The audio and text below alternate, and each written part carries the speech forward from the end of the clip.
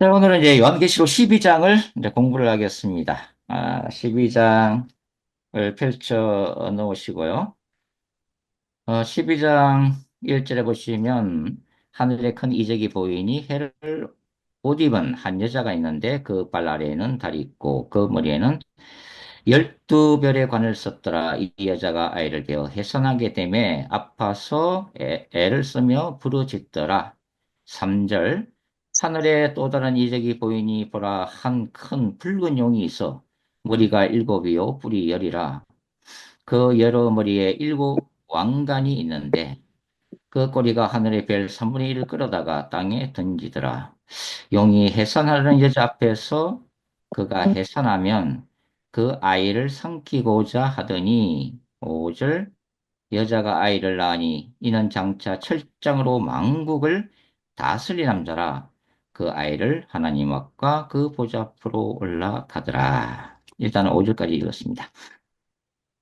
자, 우리가 이제 요한계시록 12장에 들어가는데요. 먼저 기억해야 될 것은 구조론이라고 그랬잖아요. 구조론. 그래서 이 구조론이 중요하기 때문에 다시 간략하게 말씀을 드리도록 하겠습니다. 자, 요한계시록 11장 뒤에 12장이 배치되어 있는데 우리 세대주의 종말론을 따르시는 분들은 11장 뒤에 12장의 사건이 일어난 것으로 시간순으로 간주를 하고 이제 해석을 하죠. 근데 사실은 그렇게 해석을 하시면 많은 오류가 생긴다는 것을 먼저 말씀을 드리고 싶습니다. 자, 12장이 11장 뒤에 온 것은 11장 7절 말씀에서 그들이 그 정언을 마칠 때에 무저갱으로부터 올라오는 짐승이 그들과 더불어 전쟁을 일으켜 그들을 이기고 그들을 죽일 터인즉라고 하는 구절 때문에 그렇습니다. 계시록 11장에 나오는 이 두 정인을 순교적 죽음으로 몰아가는 이 종말론적인 짐승. 자, 1세기 상황에서는 누구를 얘기하는 거죠? 바로 로마 황제를 얘기하는 겁니다. 네로 황제나 또 도미티안 황제.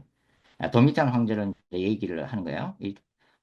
이 무적에서 올라온 짐승은. 그러나 종말론적인 관점에서는 바로 마지막 때의 짐승, 즉 그리스도를 이제 의미하게 됩니다. 그래서 항상 우리가 요한계시록 해석할 때 가장 기본적인 이 베이스 중에 하나가 첫 번째는 1세기의 상황, 즉 소아시아 일곱 교회 교인들이 처해 있었던 1세기 로마 상황을 먼저 이해를 해야 된다는 거예요.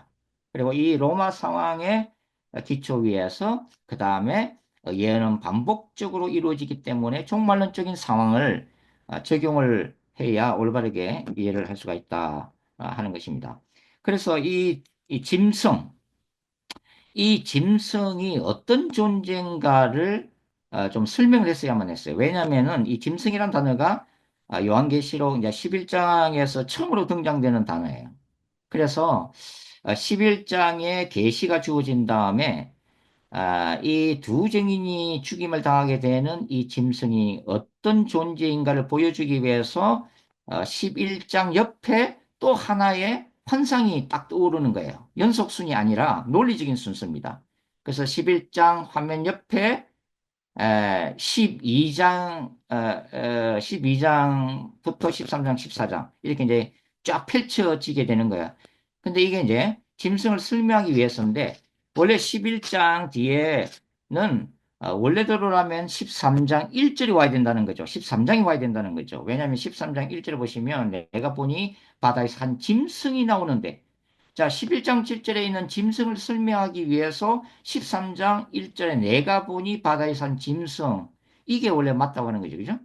그런데 13장이 11장 뒤에 오지 않고 12장하고 결합되어 있죠. 그죠? 그 이유가 뭐냐면 13장에 이제 더 구체적으로 소개되는 이 짐승, 그 짐승의 배후에 있는 어떤 근본적인 존재를 소개하기 위해서요. 그게 바로 용인 사탄이에요.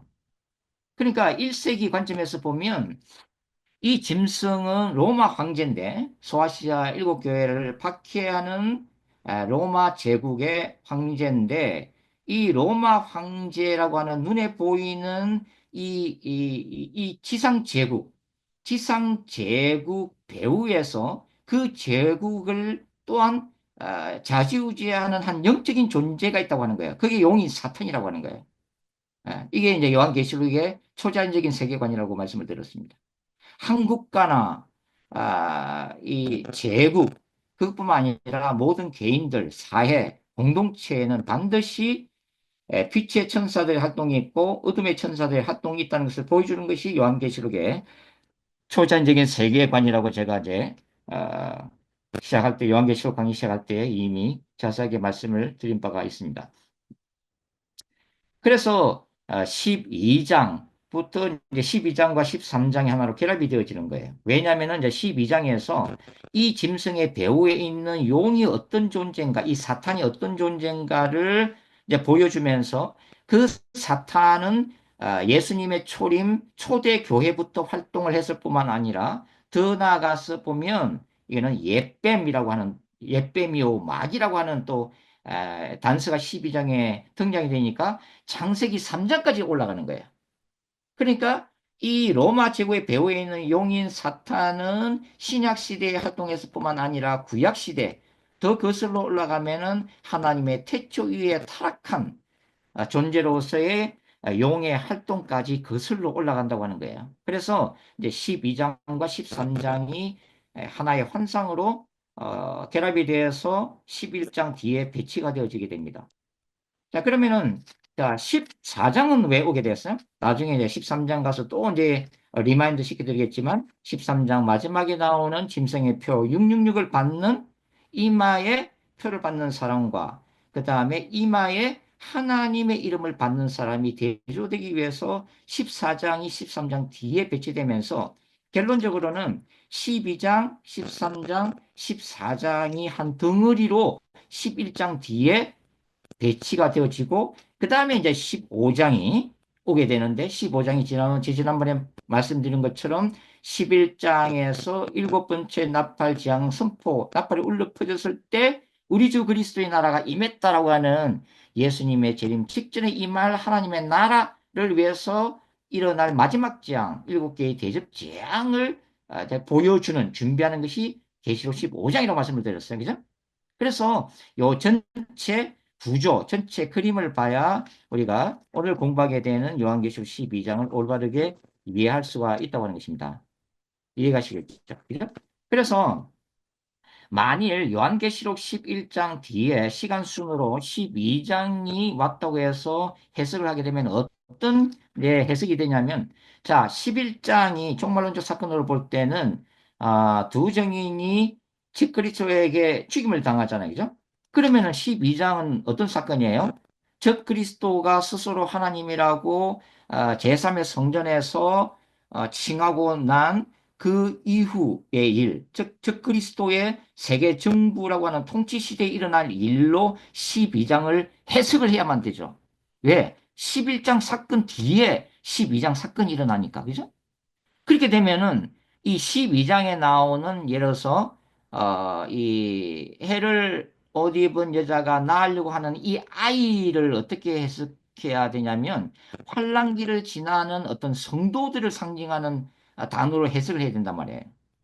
그리고 12장에 보면은 여기 보면은 이제 그 광야로 쫓겨가잖아요. 그죠? 용인 사탄한테 여자가 광야로 쫓겨가서 거기에서 이제 하나님의 보호하심을 이제 받는 장면이 나오는데 그러면 이 부분은 뭐로 해석해야 돼요? 적그리스도의 통치하는 대환란기에 하나님의 백성들을 위해서 하나님이 어떤 이 지상에 특정한 피난처를 만드셨다고 해석을 하게끔 된다 이 말이에요. 근데 이게 잘못된 해석이라고 하는 것을 제가 말씀을 드리고 있는 거예요. 지금 시간 순으로 해석하니까 그렇게 나오는 거예요.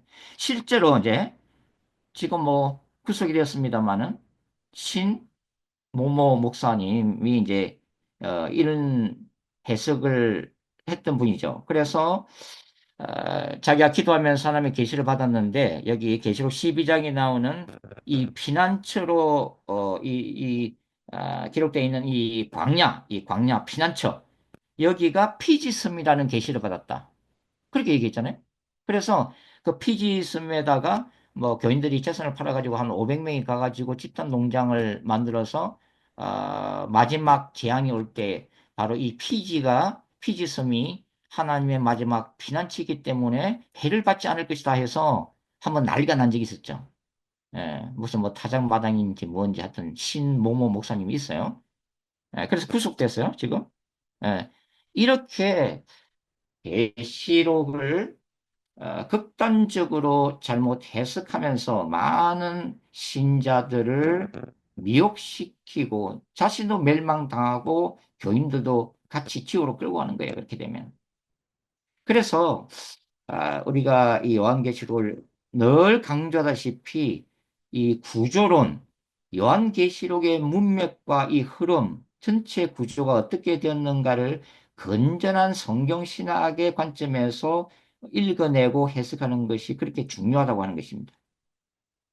자, 그래서 이 12장에, 이 12장은, 뭐 여러분들이 12장을 몇 번 오셨다고 제가 믿고, 일단은 이 12장을, 물론 이제, 모든 학자들이 이런 분류법에 이제 뭐 다 동의하는 건 아니고, 그러나 이제, 제가 이제 12장을 제 추석에서 이 내용별로 몇 가지를 이제 분류했는데, 그냥 지금은 이제 눈으로 이렇게 한번 보세요. 무슨 얘기냐면, 자, 12장 1절부터 이 4절까지, 뭐, 크게 뭐 4절 상반절인데, 여기까지는 메시아를 기다리는 구약 시대에 대한 환상이라고 보시면 돼요. 그 다음에 4절과 5절은 그리스도의 초림과 십자가 사건으로서 용과 아이의 전쟁이라고 타이틀을 붙일 수 있고 그냥 전체 그냥 12장 구조를 전체 그림을 제가 지금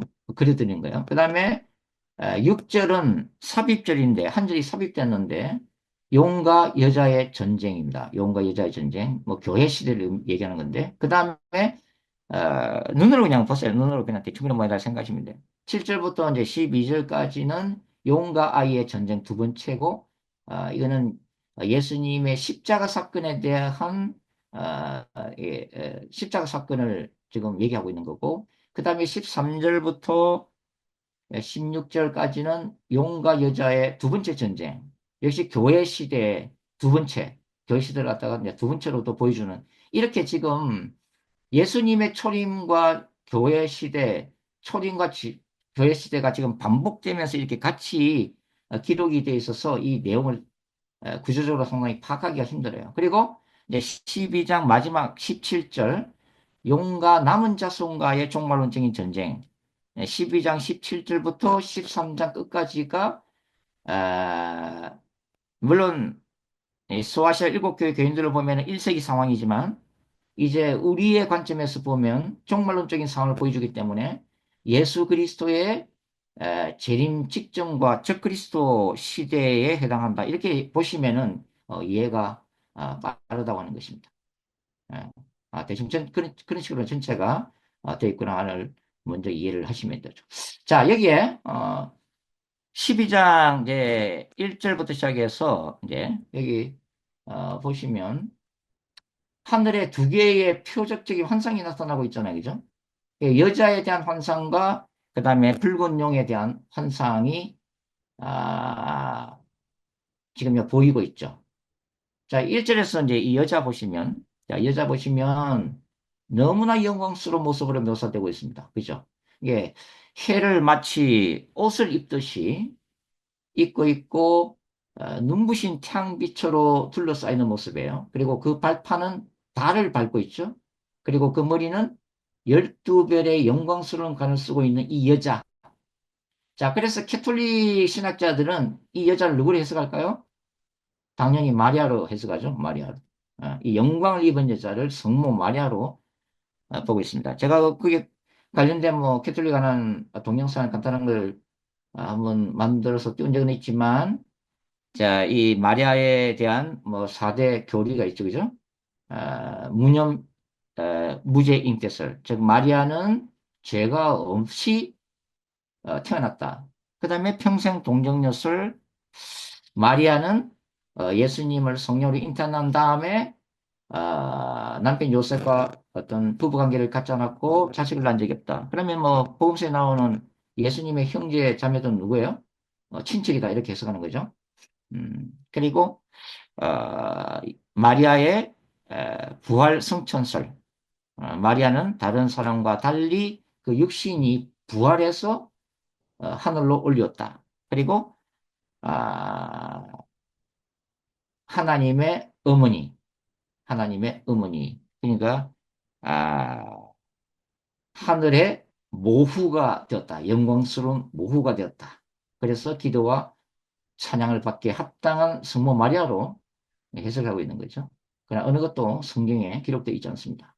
카톨릭이 이제 만드는 교리들인데, 여하튼, 자, 카톨릭에서는 이제 메시아로, 이 여자를 성모 마리아로 보는데, 우리가 여기 요한계시록에서 이 여자는 누구냐면 구약의 이스라엘로 간주를 해야 됩니다. 아브라함의 육적 혈통을 따라서 메시아를 잉태시키는 놀라운 영광을 입은 구약의 이스라엘을 얘기하는 거예요. 여기 보면은 이제 해와 달과 열한 별 나오는데 뭐 창세기 37장 요셉 이야기도 보면 요셉의 꿈에 이제 이렇게도 나타나고 있죠, 그죠? 그래서 이 지금 아기를 아기를 이제 해산하려고 지금 고통을 겪고 있는 이 여자는 이 구약에는 이제 메시아 사상이 있죠, 그죠? 언젠가는 메시아가 와서 다윗의 왕국을 재건할 거라고 하는, 물론 이제 그게 정치적인 메시아를 그들은 갈망했죠. 그러나 이제 예수님은 영적인 메시아로 오셨는데, 여하튼 구약의 이스라엘은 메시아에 대한 사상을 가지고 있다고 하는 거예요. 예? 신구약 중간기도 그렇고. 그래서 특별히 이스라엘 남은 자들, 신실한 유대인들이 여러 가지 환란 가운데, 즉 아수르로부터 공격당하고 바벨론으로부터 공격당하고 애굽으로부터 억압을 당하고 하는 그러한 지정학적 그런 그 땅에서 고난을 당하면서도 하나님에 대한 신앙을 가지고 메시아가 오기를 갈망했던 구약의 이스라엘을 지금 여자로 묘사하고 있다. 이렇게 이제 우리가 이제 볼 수가 있다고 하는 거죠. 이 여자가 쓰고 있는 관은 왕관이 아니라 멜류관인 스테파노스입니다. 스테파노스. 스테파노스가 뭐라고 그랬어요? 이 해관은 운동 경기에 승리했거나 또 어떤 특별하게 주어진 어떤 사명에 대한 승리자들에게 주어지는 상급적인 개념이죠. 스테파노스. 그래서 12개의 멜리오라고 있다. 이스라엘 12지파를 상징하는 완전 수종, 이게. 예. 자, 그래서, 이 여자를 구약에 이제 이스라엘 우리가, 해설하는데, 구약에서 이스라엘은 여성으로 자주 묘사가 되집니다. 그래서 야훼 하나님을 이스라엘의 남편으로 묘사하기도 하죠. 그러니까 하나님의 신부로서의 이스라엘. 뭐 여러 구절이 나오는데 제가 대표적인 구 좀 하나 읽어드릴게요. 이제 이사야 66장 보시면 7절과 8절에 시온은 진통을 하기 전에 해산하며 고통을 당하기 전에 남아를 낳았으니 이러한 일을 들은 자가 누구이며 이러한 일을 본 자가 누구냐? 나라가 어찌 하루에 생기겠으며 민족이 어찌 한순간에 태어나겠느냐? 그러나 시온은, 이 시온이라는 것은 구약에서 다 이스라엘이에요. 진통하는 즉시 그 아들을 순산하였도다. 뭐 미가야 4장에도 딸 시온이여 이렇게 해산한 여인처럼 힘들어 나을지어다 뭐 이런 구절도 나오고 여튼간에 이제 구약에서 이스라엘을 여성으로 신부로 아내로 묘사를 하고 있다 하는 것을 우리가 알 수가 있습니다. 자, 여기 이제 구약의 이스라엘이 메시아를 잉태하려고 이 고난의 세월을 보냈던 구약의 이스라엘을 지금 해를 옷 입은 여자로 보이고 있다면, 자, 이 용이 또 나오고 있어요. 용, 그죠? 용. 하늘에 또 다른 이적이 보이니 보라 한 큰 붉은 용이 있어. 머리가 일곱이요. 불이 열이라. 그 여러 머리에 일곱 왕관이 있는데 그 꼬리가 하늘 별 3분의 1을 끌어다가 땅에 던지더라. 자, 여기. 예. 자, 붉은 용, 사탄인데 완전수 7과 10을 스스로 사용해서 완전하신 하나님을 모방을 하고 있습니다. 왕관도 다 마찬가지예요. 예. 그래서 이 용은 멜류관이 아니라 왕으로서의 왕관을 머리에 완전수 7개, 7머리에 좀 쓰고 있어요. 어, 디아데마타라고 하는 복수형 왕관입니다. 이거는 이제 계시록 19장에서 재림하시는 예수께서 쓰고 계시는 여러 개의 왕관, 디아테마타, 똑같은 헬라 단어예요. 그대로 모방하고 있다는 것을 우리가 알 수가 있습니다. 자, 이 사도 요한에 따르면 이제 사탄은 하나님의 창조 이후에 그 어느 순간에 타락하죠. 타락한 천사장. 우리가 흔히 루시퍼라고 그러는데 하늘의 별들을 미혹해서 하나님을 대적하기 시작했습니다. 그 숫자는 3분의 1이죠. 그래서 사탄을 따라서 빛의 천사들이 타락해서 전부 다 악한 영들이 되었다는 것이고 이 사탄과 악령들로 구성된 사탄의 군대는 주님이 재림하시는 그날까지 결국 이제 하나님의 백성들을 공격하게 되는 거죠. 그죠? 예. 이 사탄의 권세가 어디에 있어요? 꼬리에 있다고 되어 있죠. 꼬리로 별 3분의 1을 갖다가, 물론 이때 별은 하늘에 있는 물리적인 별이 아니라 천사들을 의미하는 별이에요. 그죠? 근데 이제 꼬리로 떨어뜨리는데 이 꼬리가 권세를 의미하고 있다. 특별히 사탄의 권세를 상징하죠. 우리가 이미 공부했어요.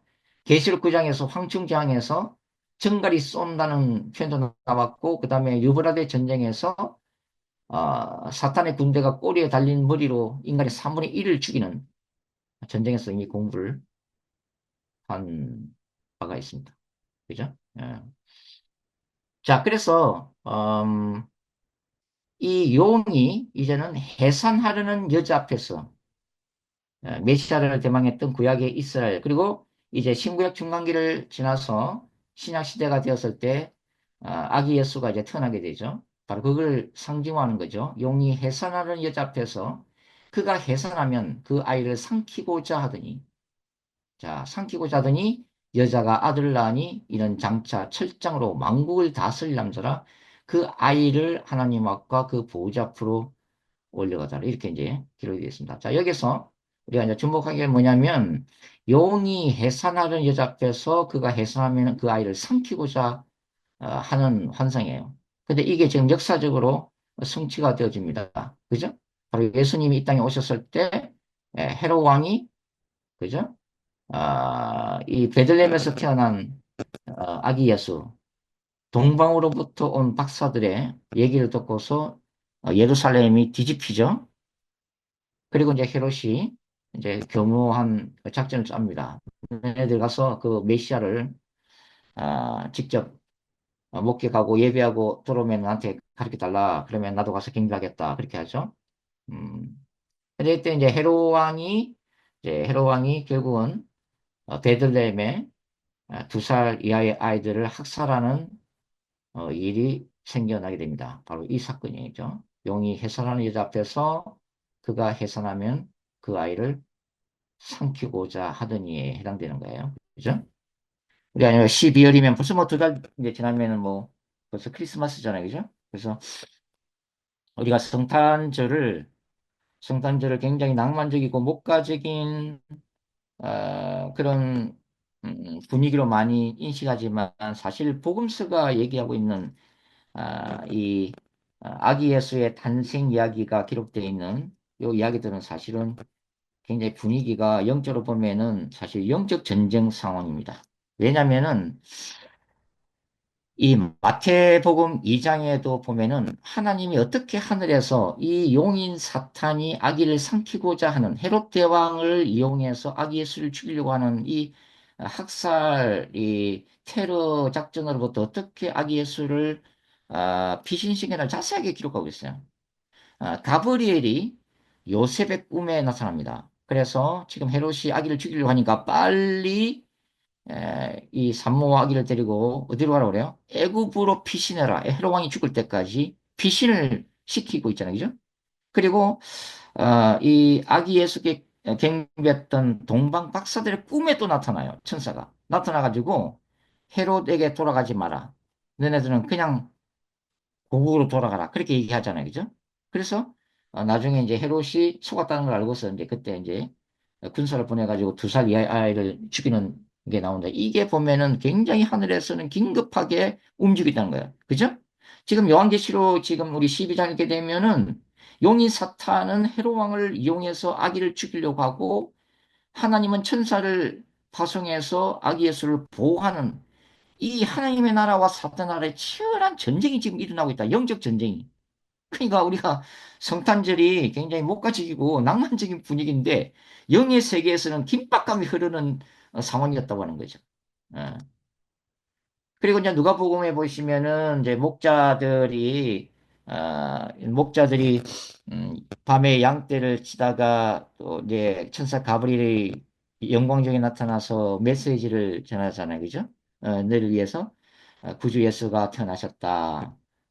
기쁜 소식이다 이렇게 전하지만 사실 이런 너희를 위하여 구원자, 세이비어, 너희를 위해서 어, 왕이 태어나셨다. 그리고 이것이 복된 기쁜 소식이다라고 하는 이 헬라 단어들은 굉장히 어찌 보면 그 당시 팔레스틴을 지배하고 있었던, 그죠?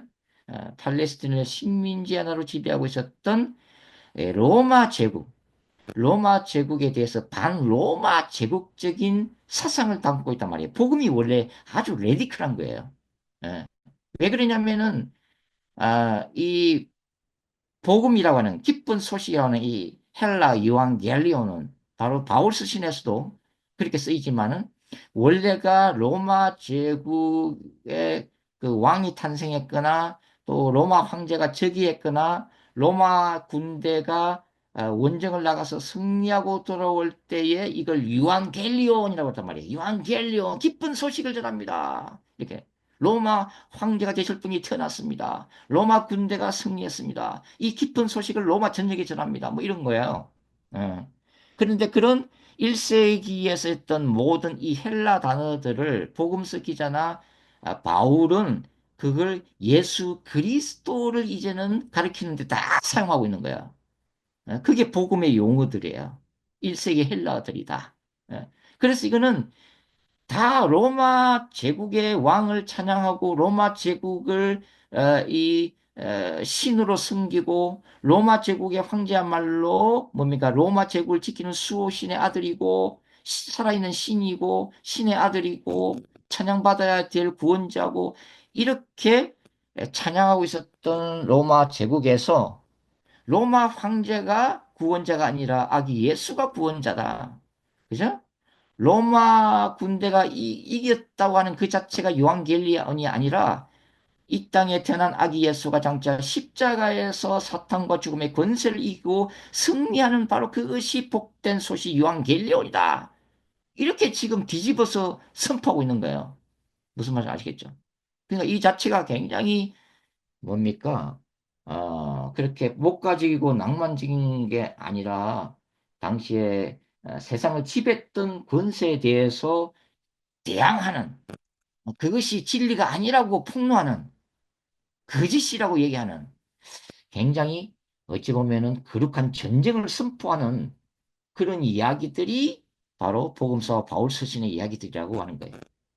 지금 이제 헤롯이 결국은 이제 용이 헤롯을 사용해서 아기 예수를 죽인 데 이제 실패하죠.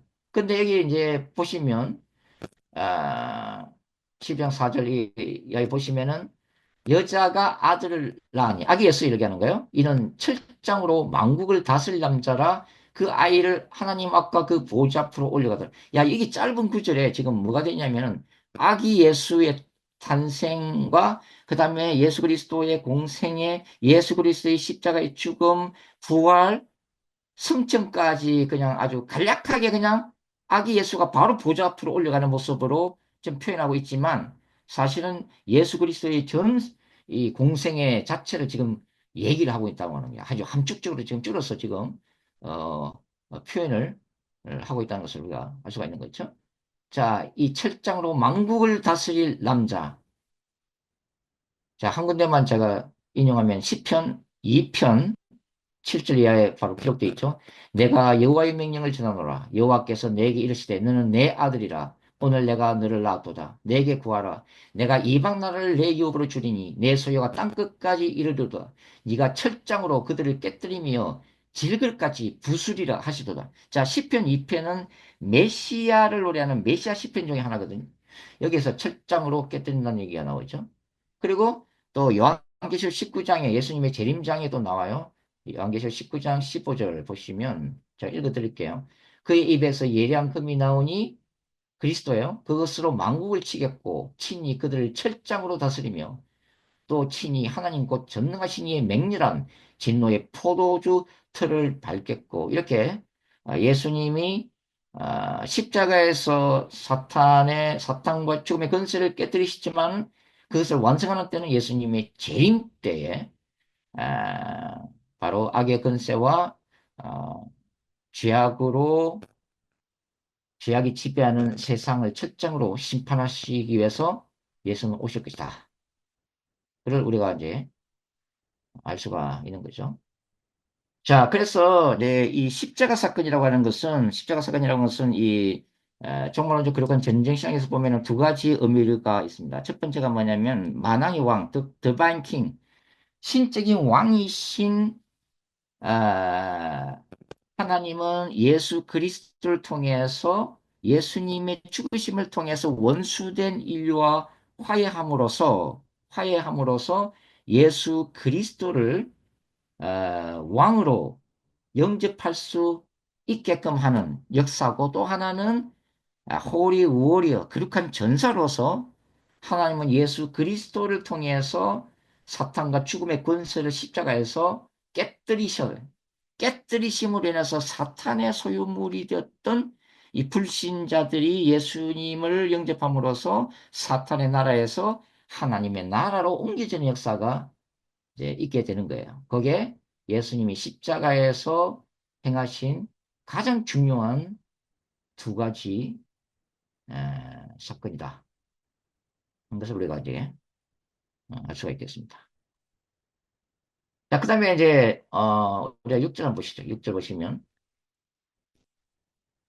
그 여자가 광야로 도망하며 거기서 1260일 동안 그를 양육하기 위해서 하나님께서 예비하신 곳이다. 자, 여기서 여러분들이 조금 주목해야 될 게 뭐냐면 자, 12장 1절에 나오는 여자와 그 다음에 여기 6절에 나오는 여자는 다릅니다.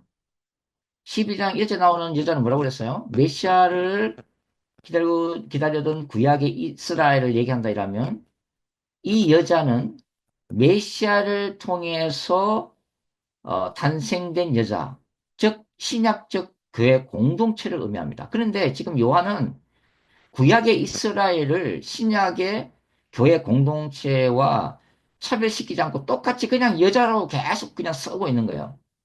예. 그러니까 분명히 다른 개념임에도 불구하고 똑같은 여자로 쓰고 있어요. 왜 그럴까요? 신약적인 교회 공동체가 구약의 이스라엘을 계승했다는 의미예요.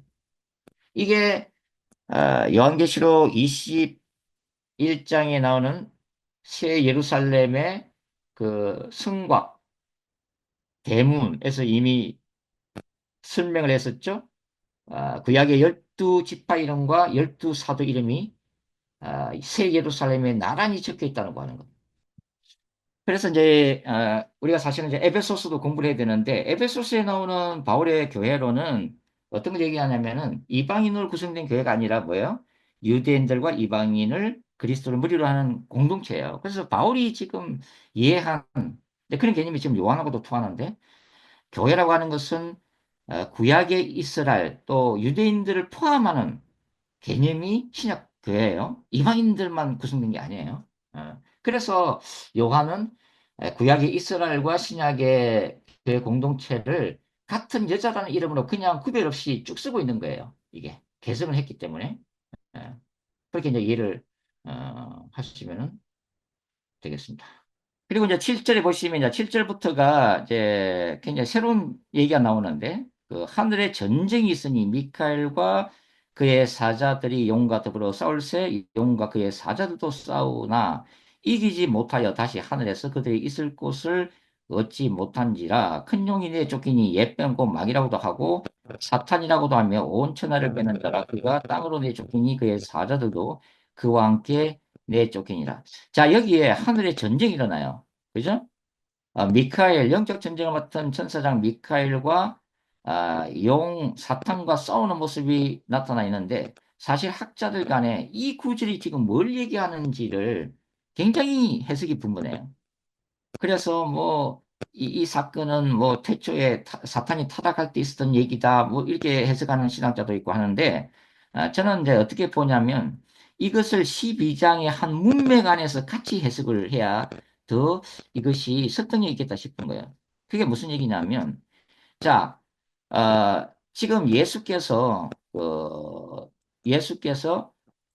뭡니까? 이게 5절이었어요. 5절 여자가 아들 낳으니 철장으로 만물 다스릴 남자라 그 아이를 하나님 앞과 그 보호자 앞으로 올려가다. 이게 십자가 사건을 얘기한다고 그랬잖아요. 그죠? 예수님의 탄생과 공생애 그리고 십자가의 죽음과 부활, 성천 이 모든 것을 함축한 표현인데 사실은 이 중심에 십자가의 죽음과 부활 사건이 있죠.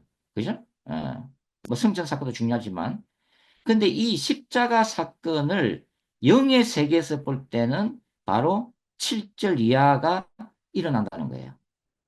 이해하십니까? 그러니까 땅의 관점에서 보면 예수님이 십자가에 달리신 거예요. 그리고 그분이 육체적으로 부활하신 겁니다.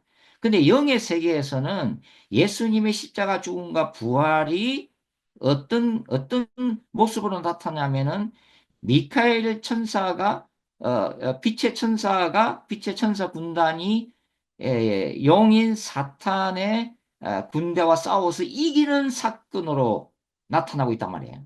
눈에 보이는 지상 세계는 십자가 사건만 보이는데 부활 사건만 보이는데 영의 세계에서는 미카엘이 사탄과의 싸움에서 승리한 사건으로 영의 세계에서는 일어나고 있다고 하는 거예요. 그래서 십자가 사건에서 예수께서 승리하신 그 결과로 용은 쫓겨납니다.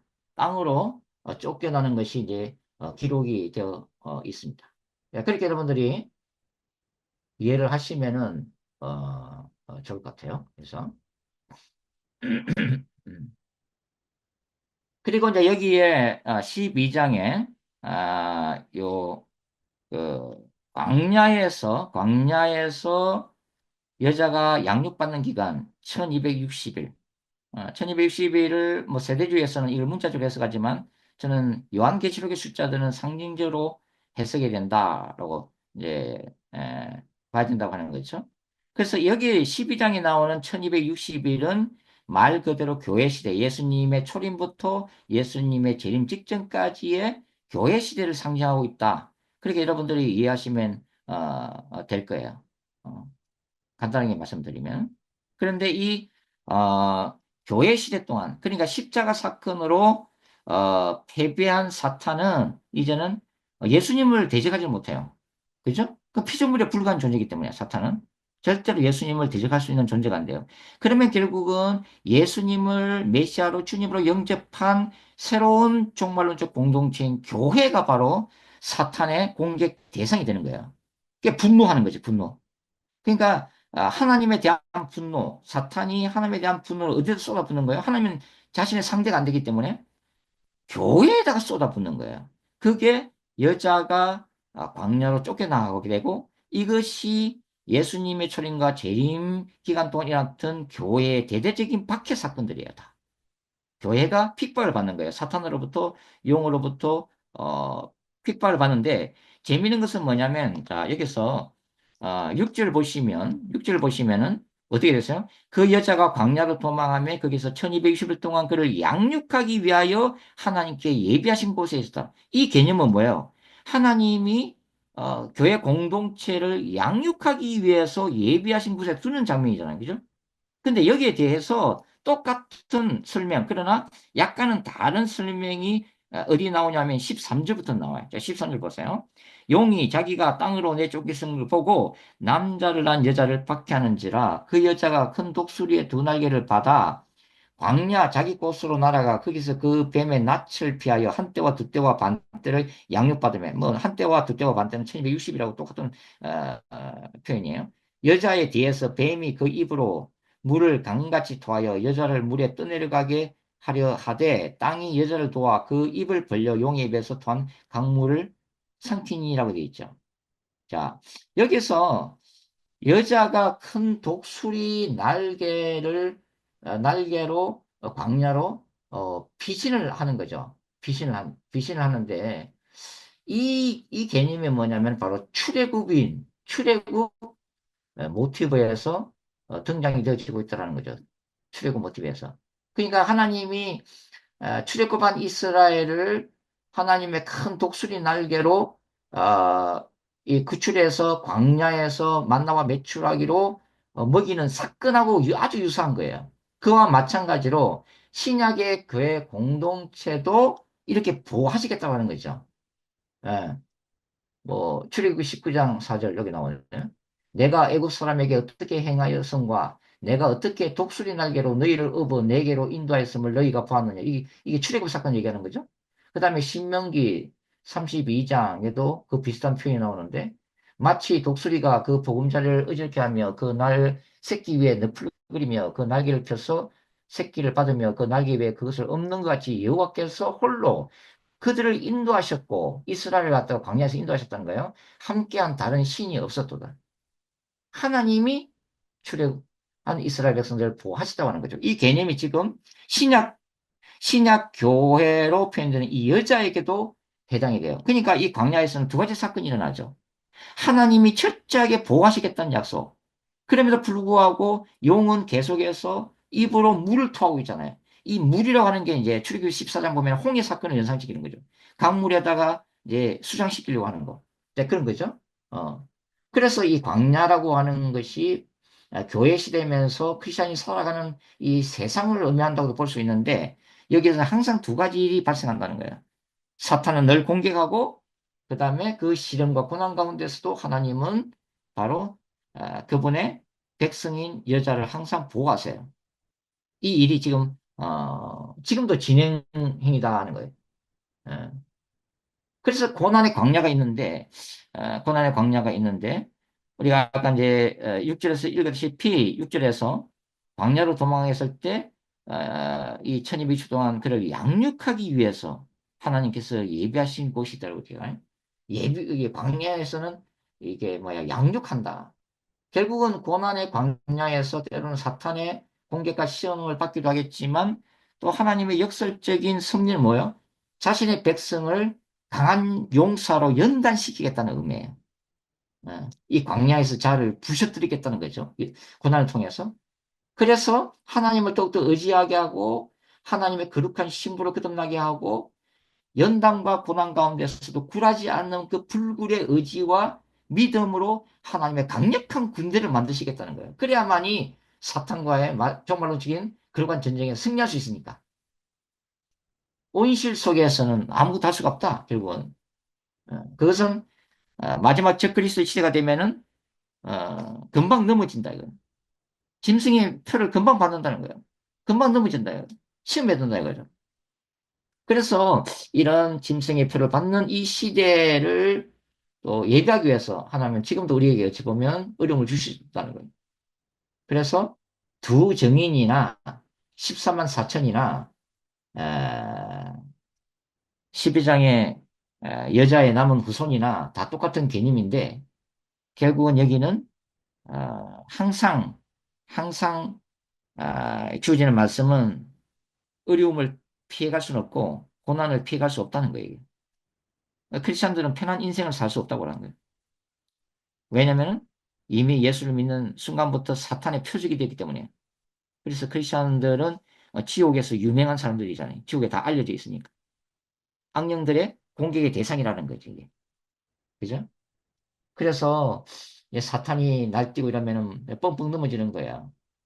대형교회 목사님도 배도하고 타락하고 넘어지는 거예요.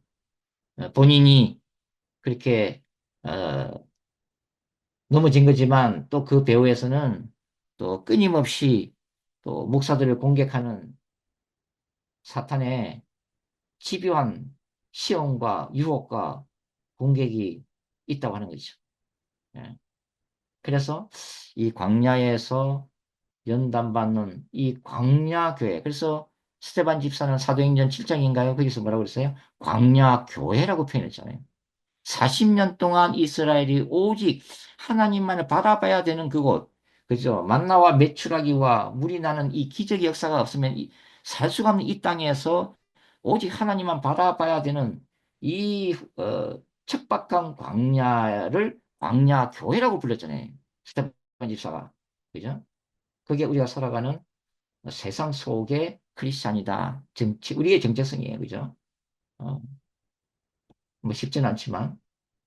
자, 그래서 오늘 계시록 12장을 좀 더 자세하고 하고 싶지만은 그렇게 하다 보면 한두 끝도 없기 때문에 중요한 것은 뭐냐면 우리가 12장의 중심되는 메시지, 중심되는 어떤 그런 신학적인 어떤 사상을 파악하고 배우고 적용하는 것이 중요하기 때문에 제가 좀 큰 그림을 지금 여러분들한테 드렸습니다. 그래서 음, 다음 시간에는 이제 12장 17절을 할 텐데 어, 또 어떤 12장하고 이제 13장 들어가기 전에는 또 다니엘서도 공부를 해야 될 것 같고 또 이제 12장 17절은 제가 부조론할 때 그때도 제가 조금 설명을 드렸지만 좀 이것도 기독교 세계관과 비기독교 세계관과의 이런 싸움도 한번 우리가 소개하는 것도 괜찮다 싶고 하여튼 여러 가지 생각이 있는데 제가 한 주간 한번 생각해보고